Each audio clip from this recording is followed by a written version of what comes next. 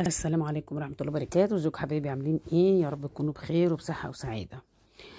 جلاش من غير ما تورقي ولا تحطي كل ورقة بين ورقة صينية، وهيطلع مورق معاكي ومنفوخ في منتهى الجمال ولا كأنه فطيرة، وسهل وبسيط. كل الحكاية هتجيبي صينية تدهني بس أرضيتها سمنة أو زيت اللي يريحك يعني، وهتجيبي صينية الجلاش وزي ما هي كده ورقتين ورقتين، 3 ورقات 3 ورقات زي ما تيجي.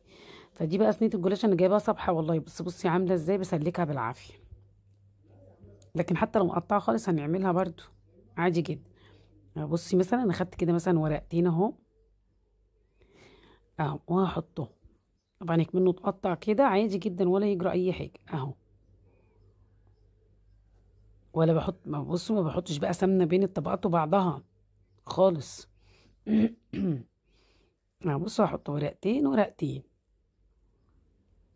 بالراحة كده وبالسياسة. مش عارفة خرجوا من رمضان بيعملوا الجلاش خارج عامل كده ليه؟ كان في رمضان كل واحد بيجيبه احلى من كده والله. شهر الخير والبركة في كل حاجة والله. يا رب يوعد عليكم اليوم بخير ان شاء الله. بصوا ولا حطينا سمنة تاني ولا حاجة، طلع في منتهى الجمال، في منتهى الجمال ما شاء الله.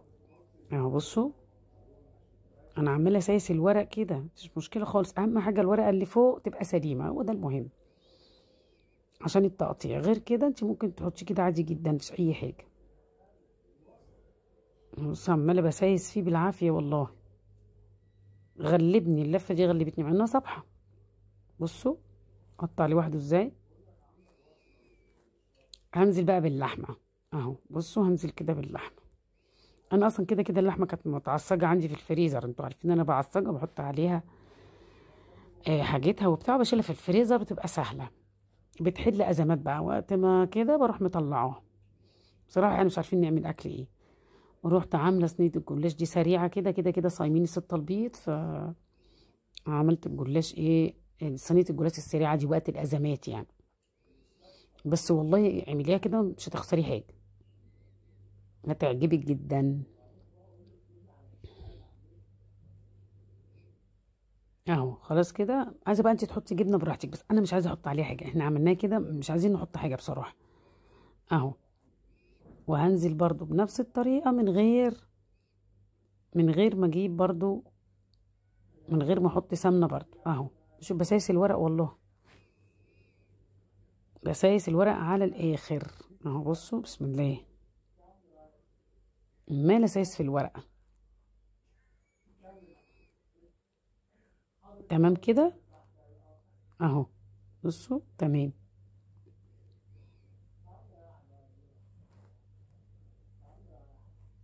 انا باخد ورقتين ورقتين، خلي بالكم مش ورقه ورقه، لا ورقتين ورقتين. عايزه تعملي ورقه ورقه اعملي ورقه ورقه، بس ما تحطيش حاجه في وسطهم زي ما انت شايفه كده. هتعجبك جدا جدا الطريقه دي، اسرع واسهل، متاخدش وقت خالص خالص، في ثواني كده بتكوني مخلصاها اهو. ودي كده اخر ورقتين انا بحطهم، وهنبتدي نقطع بقى الايه، هنقطع بقى الصينيه،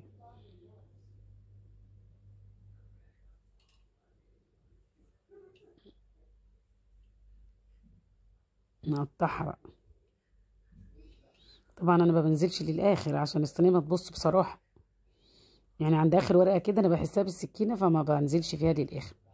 قطع بقى تقطعي اللي تعجبك، عايزه تقطعيها اصغر اكبر، دي حاجه بترجع لك انت بقى. انا بس بقول لك فكرتي، كان انت براحتك يعني، زي ما تحبي تعمليها اعمليها في صينيه مدوره، صينيه طويله براحتك. عايزه تحطي لها سمنه، عايزه تحطي لها زيت براحتك، على فكره تمشي بالزيت بس يكون زيت طعمه حلو ولا يجرى اي حاجه خالص. ممكن تحطي سمنه على زيت برضو ولا يجرى اي حاجه خالص، اللي موجود عندك اعملي بيه يعني. هو مش قانون ان انت ده سمنه يبقى سمنه، زيت يبقى زيت، لا، ايه اللي موجود عندك، موجود عندك كله تشتغلي بيه عادي. عندك زيت وعندك سمنه واعملي الاثنين، ما عندكيش مثلا زيت وتعملي بسمنه اعملي، ما بتقولش لا. هنا انا بقى سخنت معلقتين سمنه على النار، خليتهم سخنوا قوي، ما قدحوش وفي نفس الوقت مش باردين، وبنزل بيها عليه. بص تخلي الجلاش مورق وتحفه بنفس الطريقه كده. طبعا انا بحطها في الرف في الوسط على درجه حراره عاليه. الجلاش متوطيش عليه بينشف. الجلاش بيحب ده نار عاليه عشان ما ينشفش. اهو بس كده. بس كده. هنجيب بقى كوبايه اللبن والبيضايه. طب يا نونا انا ما بحبش البيض على الجلاش. ما تحطيش بيض، تحطي معلقه زبادي. في ناس ما بتحبش البيض على ال على الجلاش عادي، ومش لا مش شرط برضو. حطي مكانها معلقه زبادي بدل البيضايه بس. طب ما عنديش برضو زبادي يا نونا، حطي كوبايه اللبن عليها ملح وفلفل وخلاص وحطيها، مش هيجرى له حاجه برضو، يبقى جميل جدا. بس البيض بينفخه، يعني بيديله النفخه دي الهيشان ده. فانت ممكن تحطي مكان البيضايه على اللبن حبه بيكنج باودر، قيمه ربع معلقه بس. حطينا اهو الملح والفلفل وهنقلبهم مع بعض. وهنروح نازلين بقى على الايه، عليها كده. طبعا انا ما بدخلهاش الفرن على طول، خلي بالكم، لا انا بسيبها بره قبل الفرن نص ساعه. بتشرب السائل ده كله، فبتحس انها خمرت كده. هي ما بتخمرش بس هي تحسي كده انها ارتفعت. تيجي تخش الفرن تلاقيها اتنفخت. زي ما بقول لك، ما عندكش بيض حطي يا من نص يا معلقه زبادي يا حبه بيكنج باودر صغيرين بس. وبسيبها كده نص ساعه وبدخلها الفرن. بصي خرجت من الفرن اهي. غطيها بسرعه عشان وشها ما يقرمش قوي وينشف قوي، يبقى مش بيتكسر. اصل مش حلويات، لا. اهو بصي انا كده غطيتها بس ما حطيتش عليها اي حاجه. اهو بصي بقت عامله ازاي، تحفه ما شاء الله. اهو بصي هوريكي وشها دلوقتي. بسلك انا بس اخر حته. اهو بصي بسم الله الرحمن الرحيم. بصي عامله ازاي اهو. عشان انتي معليه النار اداكي وش من فوق وش من تحت.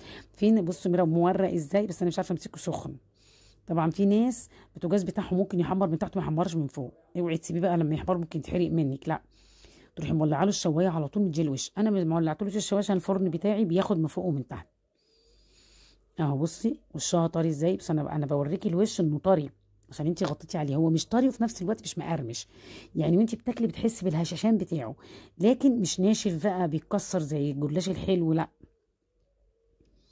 بصي بوريهولك اهو. بصي كله كده. كل ده عشان ايه؟ عشان احنا غطيناه، فالبخار خلى وشه هادي، ما بقاش مقرمش قوي ويتكسر.